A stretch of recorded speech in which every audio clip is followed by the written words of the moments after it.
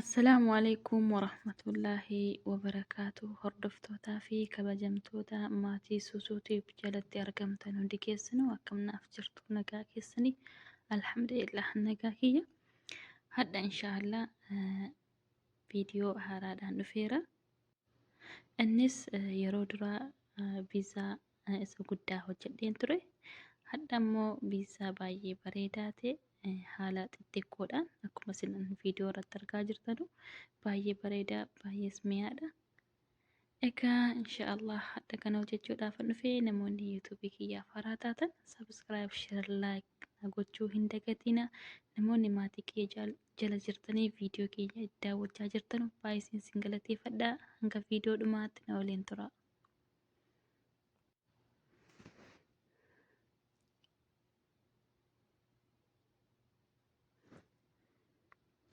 Wantoonni nu barbaachisan daqiiqii kubbaayee 4 kubbaayee kanaan fayyadame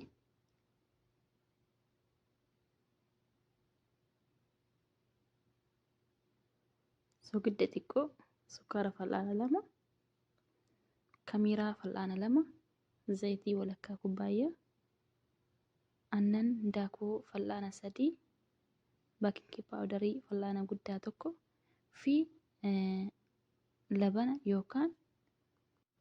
yookaan yugaartii fayyadamuu ni dandeessu. Bishaan walakkaa kubbaayyaan fayyadamee asitti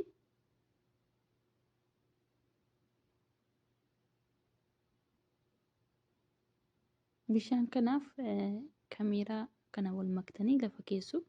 Yoo aannan qabaatan immoo caalaadha.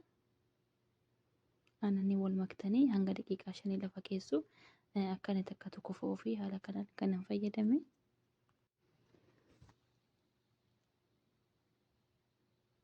Ergi sirriitti sochoostanii booda cuftanii lafa keessanii hanga daqiiqaa 5 daqiiqaa 10 ta'us rakkoo hin qabu.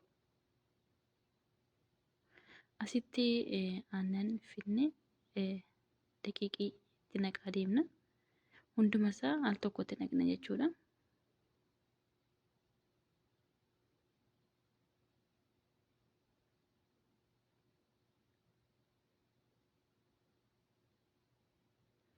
Asitti labana qallaasaan fayyadamee yugaartii yoo qabaattan yookaan zabaadii yoo qabaattan baay'ee bareedaadha. Viizaa keenya ni laaffisa. Kanaafuu yeroo bukoo bukeessitan itti naquun ni sina. Kamiiraa daqiiqaa 5 booda fidnee itti naqne. Haala kanaan maashiniidhaan hin fayyadaman yeroo baay'ee. Yoo harkaan bukeessitanis rakkoo hin qabu.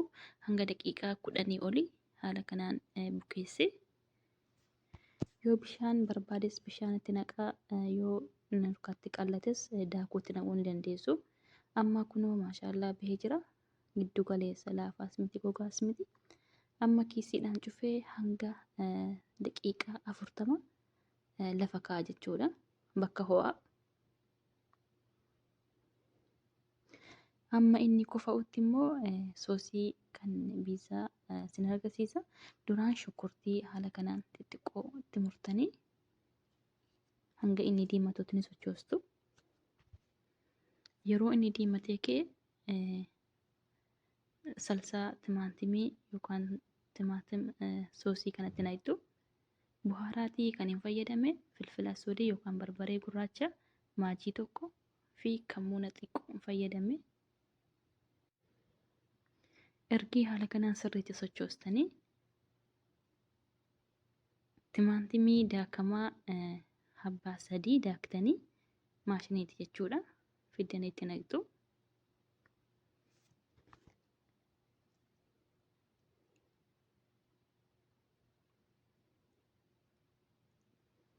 Soogidda xiqqoo maaliif maajii waan qabuuf soogidda hin daneessina. Maajiin ofiisaayyuu soogidda waan ta'eef. Amma haala kanaan hanga inni bilchaatutti lafa keenya jechuudha. Daqiiqaa 5 olii.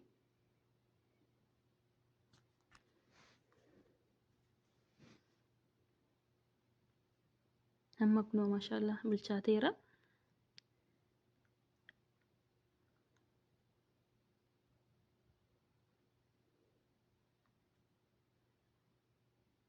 bareechee bilchaachuu qaba. Maaliif timaatimiin sirriitti bilchaachuu qaba. Kanaaf hanga daqiiqaa 2 hammas dhiisnee akka inni bilchaatu goona. Daqiiqaa 2 booda kunoo hamma bilchaatee jira. Asitti kan hin fayyadame buhaaraatii kan viizaa akkuma isin argaa jirtan asirratti kanan itti naqee yoo barbaaddan fuula viizaa irratti naquus ni dandeessu. Ergi ibidda jalaa dhaamsitanii booda kachappii kana itti naqxu. Ibidda jalaa dhaamuu qaba. Maaliif bareechee hin mi'eessa. Namoonni tokko tokko irra caalaan jira kachappiidhuma kanaan fayyadamu yeroo viizaa hojjetan. Kanaafuu haala kanaan itti naqxu jechuudha ergi ibidda jalaa dhaamsitanii. Amma asitti finnee jirra. Daqiiqaa 40 booda kunoo maashaallah bukoon keenya bihee jira. Akkuma isin argaa jirtanuu maashaallah baay'ee kufee baay'ee bareeda.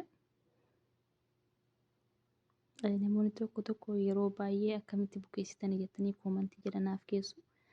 Yeroo baay'ee haaluma kanaan hin fayyadama.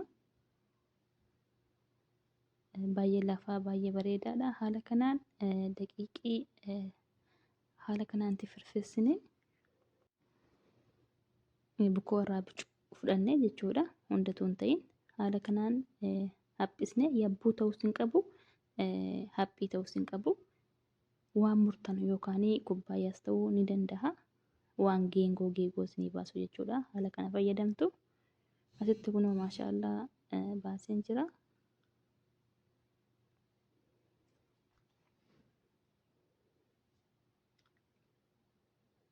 Kanaan booddee siniyyaa keessanitti zayitiidhaaf daqiiqii akka inni hin qabneef itti naqxanii irra naqaa deemtu jechuudha.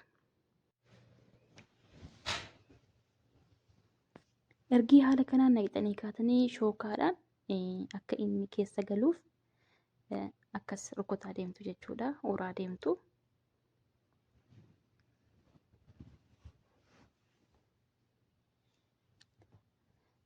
Asitti kan hin fayyadame barbaree qabbanaa halluu adda addaan fayyadame fi shunkurtii zayituuna kan viizaa isa muramaa sanaan kophaattan fayyadame.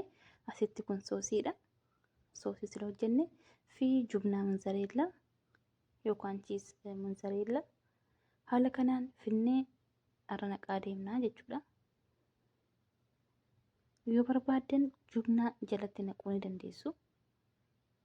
Akkuma barbaaddanii kan qabuuf jechuudha. Haala kanaan barbaree qabbanaa yookaan filfil baaridii kana haala kanaan irratti naqaa deemna.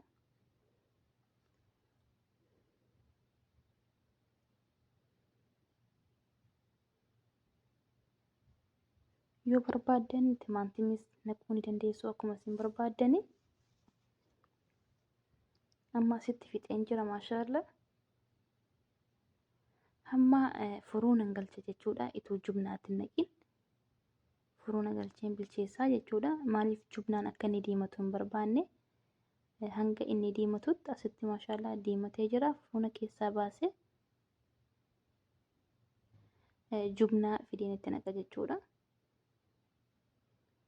Yoo barbaaddan jubnaa itti naqxanii furuun keessa galchuu ni dandeessu. Garuu jubnaa adiisaa barbaade akka inni diimatu hin barbaanne haala kanaan jubnaa itti naqaa deemtu jechuudha.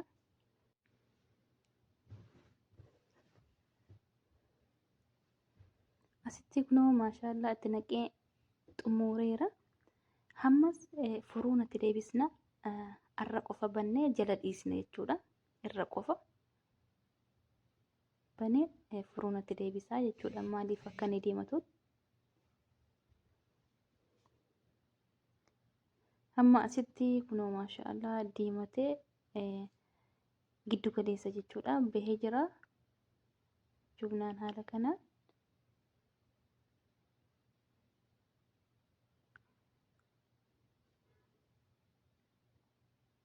Egaa haala kanaan jubnaan wal qabee jira. Akkuma isin argaa jirtanuu maashaallah baay'ee bareeda.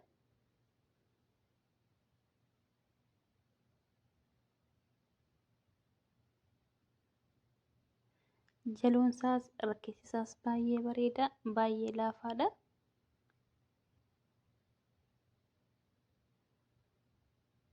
Egaa maashaallah asitti xumureen jira. Hundi keessanuu manatti hojjedhaa ilaalaa, baay'ee bareedaadha, baay'ee mi'aadha. Egaa irra deebiidhaan namoonni yuutuubii kanaaf haaraa taatan sabiskiraayib, sheer, laayik naa gochuu hin dagatinaa. Assalaamu alaikum warahmatullaahi wabarakaatu.